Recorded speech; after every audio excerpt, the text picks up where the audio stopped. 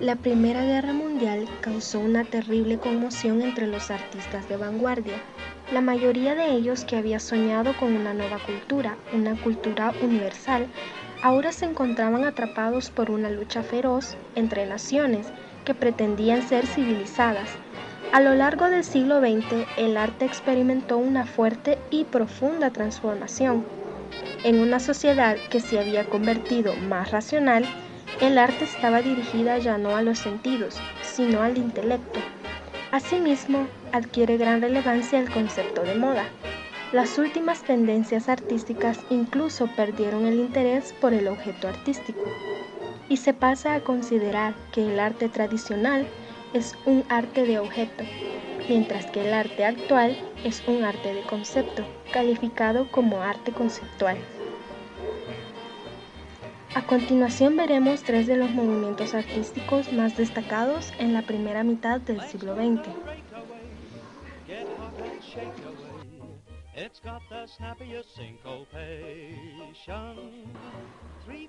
El dadaísmo, la rebelión más radical.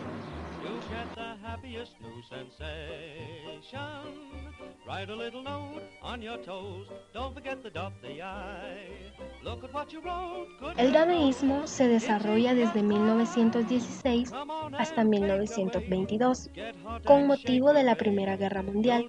Este surge en Suiza, concretamente en Zúrich, lugar de encuentro a quienes huyen de la guerra iniciada en 1914. Allí, el poeta rumano Tristan Tzara se convierte en su máximo exponente, para protestar contra la sociedad del momento. El grupo de artistas pertenecientes al dadaísmo no comparten su actitud negativa hacia todos los valores establecidos, también hacia el arte e incluso hacia ellos mismos. Desde este punto de vista, el dadaísmo actuó como una enzima de cultura, un verdadero multiplicador de lo nuevo y de lo radical. De este universo dadaísta procede la técnica de Tristan Tzara. Para hacer poemas, se debería escoger un artículo del periódico, recortar todas sus palabras e introducirlas en una bolsa. Después se irían sacando una por una ciegas y se pegarían en el orden en que se sacaron. Los dadaístas exaltaron el azar lingüístico y visual, pues veían en ello la mayor defensa contra las convencionalidades y la racionalidad que detestaban. Marcel Duchamp, que pasó los años de la guerra en Nueva York, es el más radical del grupo. Para desvalorizar todo aquello a lo que tradicionalmente se rinde culto, emplea dos recursos que son típicamente dadaístas.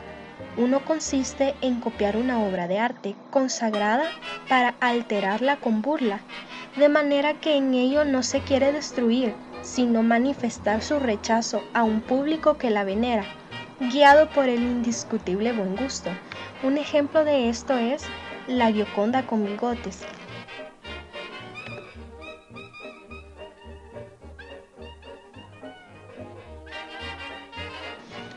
El otro procedimiento pretende ser aún más provocador, y es el ready-made, u objeto encontrado.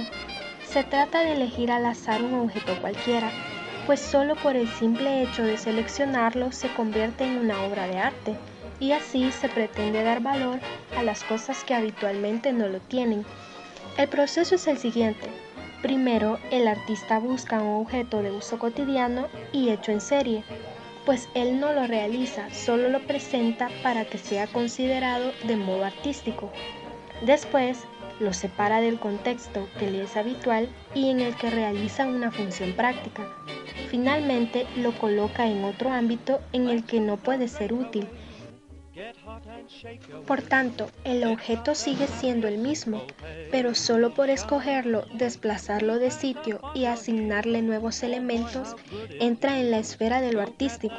Un ejemplo es la fuente de Marcel Duchamp, el cual es un urinario que al girarlo y darle un título adquiere valores completamente inesperados. Come on and fake away, get hot and shake away. You'll do the breakaway by and by.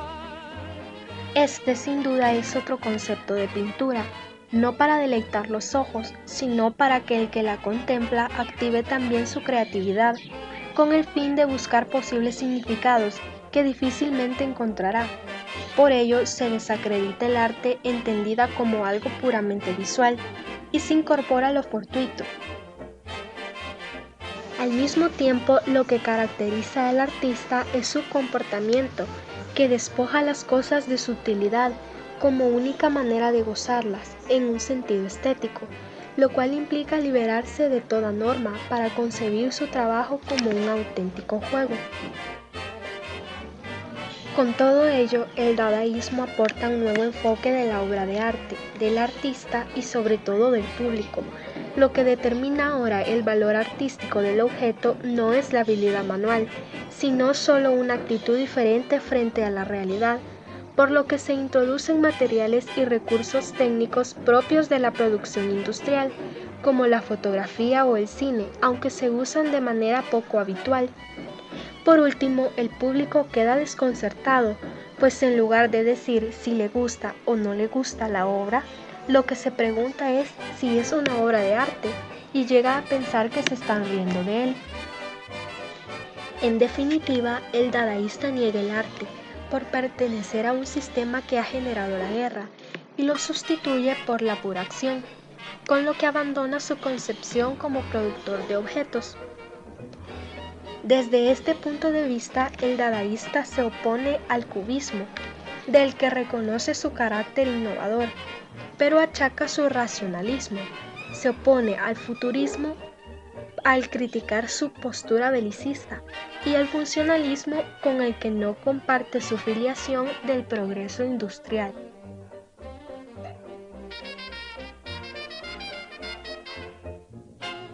El surrealismo, un arte experimental.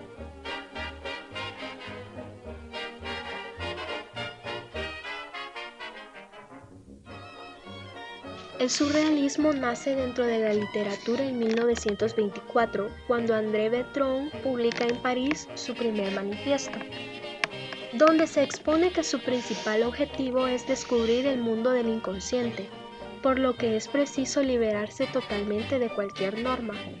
En ese momento no se consideran las artes visuales, pero éstas se incorporan plenamente al nuevo experimento a partir de 1928, cuando se edita el surrealismo y la pintura, aunque la primera exposición del grupo se celebra ya en 1925. Incluso desde el campo pictórico se repercute en la escultura y estatuaria.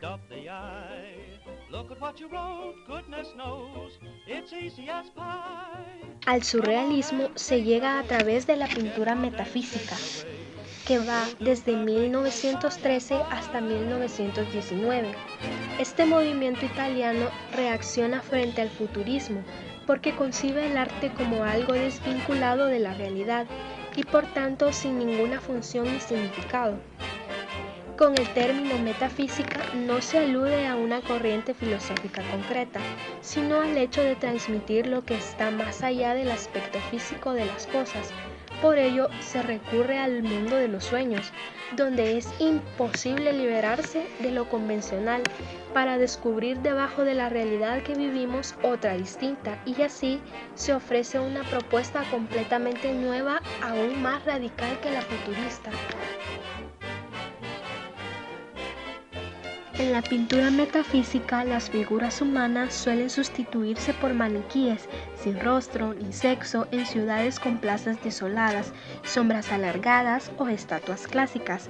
Así se evitan la anécdota y la acción, lo que constituye una ironía sobre la propia existencia, como hace entre 1914 y 1920 Giorgio de Chirico, quien crea imágenes fantásticas que causan mucha extrañeza porque parecen sueños tristes y enigmáticos. Un ejemplo de esto es Misterio y melancolía de una calle.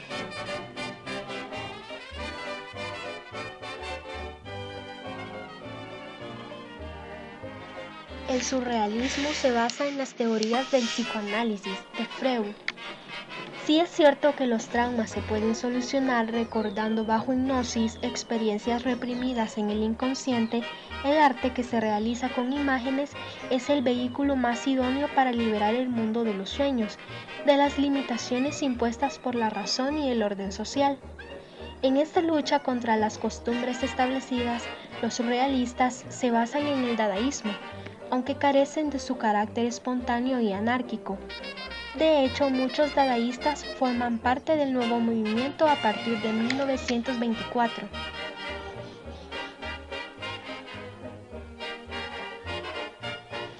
Más adelante se reconoce que hay que aceptar otras vías que contemplen la intervención de la razón. A partir de aquí, el procedimiento más característico es presentar imágenes que se combinan en un contexto muy incongruente, inexplicable y absurdo, para lo que se aplican técnicas fotográficas o cinematográficas, aprovechando las experiencias dadaístas. Estas también se tienen en cuenta para objetos surrealistas, definidos como objetos de funcionamiento simbólico, pues son imposibles e inútiles porque se sacan de su contexto habitual, como ya se había visto con los ready-made. En cualquier caso, se pretende escandalizar al público, que no puedan entender la obra dentro del sentido común, pues las escenas creadas equivalen a las que se sueñan y por tanto el artista no tiene conciencia de ellas, ni sabe su significado. Aquí radica la autenticidad de la obra surrealista, pues es en ella en la que en verdad se revela lo más interno del hombre. Estamos entonces ante un nuevo concepto de arte, diferente al dadaísta, aunque surge a partir de este. En la segunda fase del surrealismo, iniciada hacia 1929, se integra su máximo exponente, Salvador Dalí. Aunque en los primeros años de la década de 1930 es expulsado de él por distanciarse de sus ideales políticos.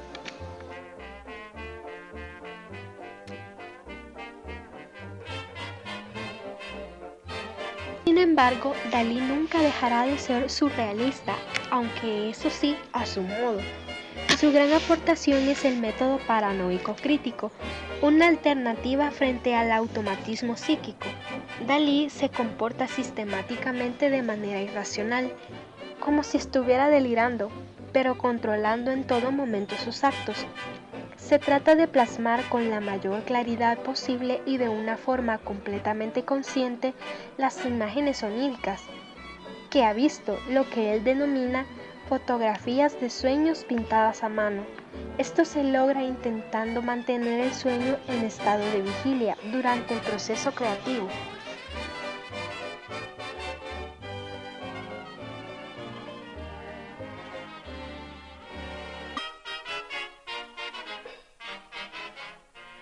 Algunas de las obras más representativas de Salvador Dalí son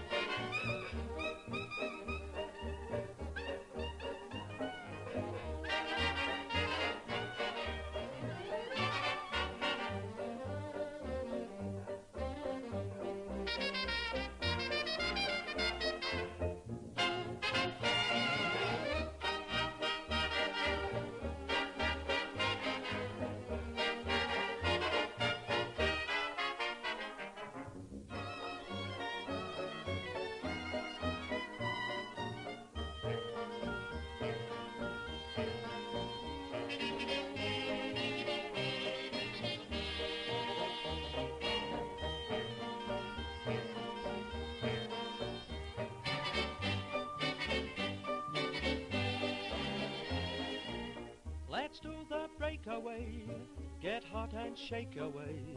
It's got the snappiest syncopation. 3 times up on your heel, oh boy how good it feels. You'll get the happiest new sensation. Write a little note on your toes, don't forget to dot the I. Look at what you wrote, goodness knows, it's easy as pie. Come on and fake away, get hot and shake away. You'll do the breakaway by and by.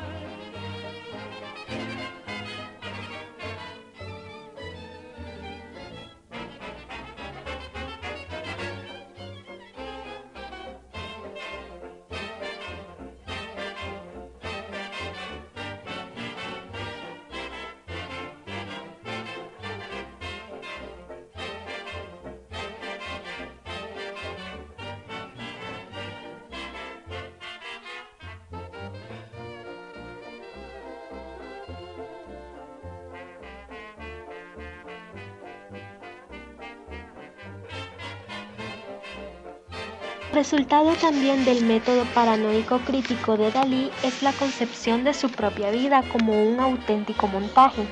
Después de pasar los años de la Guerra Civil Española, sobre todo en Italia, su estancia en Estados Unidos da un giro a su carrera, que ahora se diversifica en múltiples actividades.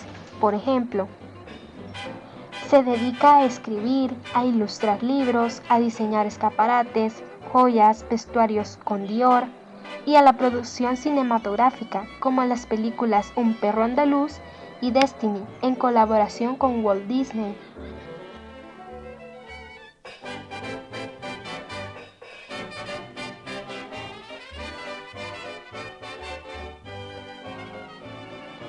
A manera de conclusión, el surrealismo se presenta como una alternativa revolucionaria posible para enfrentar la situación crítica del periodo entre guerras, como un deseo de cambio, aunque finalmente su postura es solo dogmática. En este sentido, su relación con los otros movimientos que inmediatamente le preceden, como el cubismo y el dadaísmo, es positiva. El primero, que es la base del arte moderno, le aporta la descomposición de la realidad a partir de un proceso mental, mientras que el segundo, con su falta de prejuicios, le brinda nuevas posibilidades técnicas. Sin embargo, el surrealismo es la antítesis del racionalismo arquitectónico y del diseño industrial, pues estos asumen el arte como conciencia para intentar reformar poco a poco la sociedad. Funcionalismo, arquitectura racional.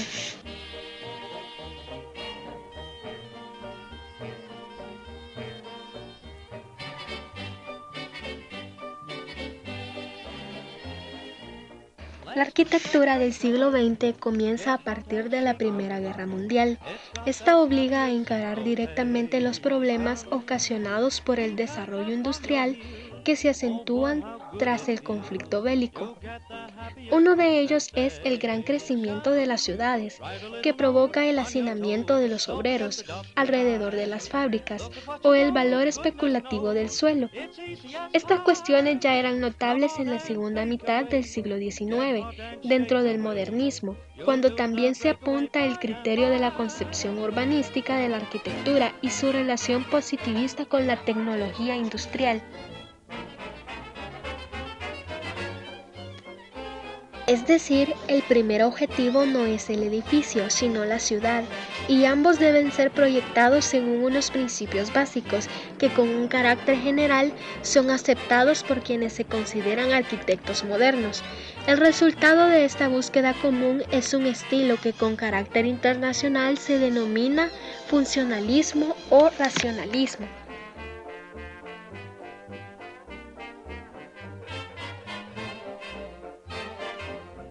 Este se considera que es la principal tendencia artística del siglo XX en cuanto a arquitectura.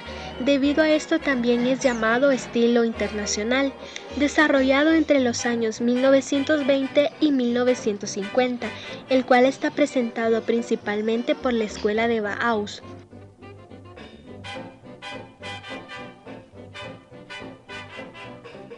Su premisa básica es el predominio de la función sobre la forma, porque se cree que es posible mejorar la vida humana sumida en grandes problemas ocasionados por la falta de un entorno adecuado. Para el funcionalismo, los elementos arquitectónicos nunca surgen por azar, sino que se justifican por su necesidad.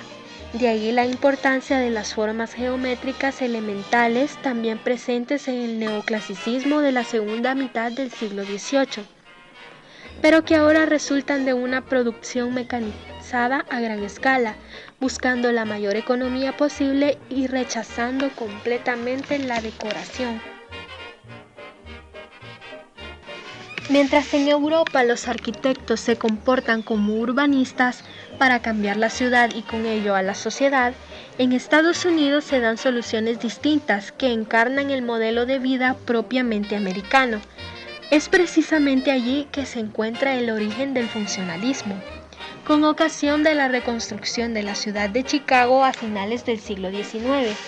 Por tanto, en la primera mitad del siglo XX Se quiere ofrecer una arquitectura completamente diferente a la europea, lo que se logra renunciando de todo a cualquier referente histórico, lo que es más fácil en suelo norteamericano por estar libre del fuerte peso de la tradición.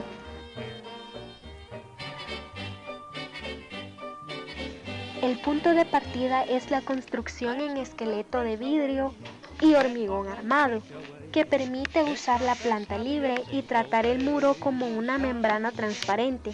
Con todo ello, la arquitectura racionalista presenta ciertos paralelismos con el cubismo pictórico. El funcionalismo se constituye como un movimiento único de la arquitectura moderna en la primera mitad del siglo XX, pero engloba diferentes líneas de actuación que surgen paralelamente en contextos distintos. A manera de conclusión, en definitiva, nada se esconde para lograr lo máximo en luminosidad, higiene y confort. El carácter racional del funcionalismo que le vincula al cubismo le separa al mismo tiempo del modernismo, que le precede, pero también del dadaísmo y del surrealismo, que son coetáneos en su momento de máxima eclosión.